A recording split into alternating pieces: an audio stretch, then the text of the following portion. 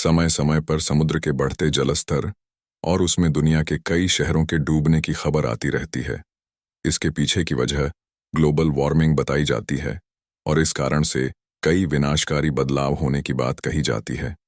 प्राचीन काल में भी ऐसा होता रहा है, जिसके बारे में यूनानी सभ्यता के महान फिलोसोफर प्लेटो ने इस बात की जानकारी दी थी कि आज जो अंटार्कटिका बर्फ में दबा है, उसके नीचे कुछ शहर भी दबे हुए हैं।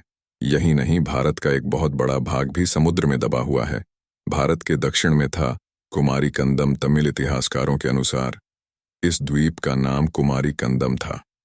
इसके साथ ही प्राचीन काल में इसे दूसरे नामों से जाना जाता था, जैसे कुमारी कांतम और कुमारी नाडु।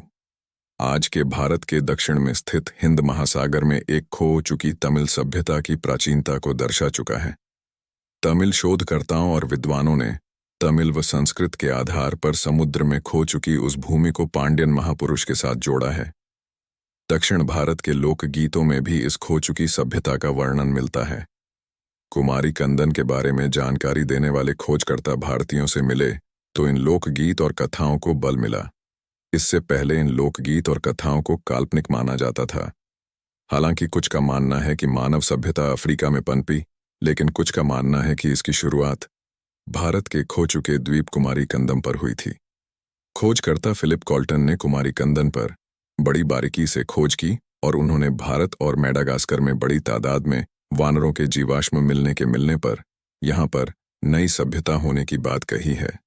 कुमारी कंदन का एरिया उत्तर में कन्याकुमारी से लेकर पश्चिम में ऑस्ट्रेलिया, जबकि पूर्व में मेडागास्कर तक फैला था। ऐसे में अनुमान लगाया जाता है कि यह आज के भारत से 3-4 गुना बड़ा था।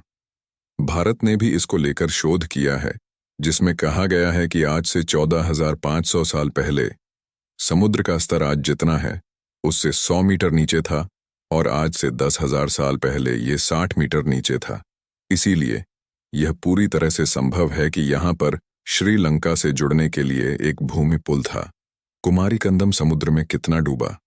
वैज्ञानिक मानते हैं कि भारतीय उपमहाद्वीप में किसी नर वानर की उत्पत्ति नहीं हुई थी, यानी जितनी भी जातियां वर्तमान भारत की धरती पर जीवित हैं या लुप्त हो चुकी हैं, उनका मूल स्थान वर्तमान भारत से बाहर था।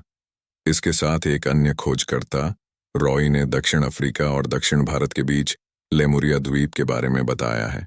उनके अनुसार मेडागास्कर और अफ्रीका की मोंडा जाति लेमुरिया द्वीप से होते हुए भारत आई थी। तमिल लेखों के अनुसार जब कुमारी कंदम समुद्र में डूबा था तो उसका 7,000 मील का क्षेत्र करीब 39 टुकड़ों में बंट गया था। इस प्रकार यह महाद्वीप हिमयुग के अंत में समुद्र में समा गया।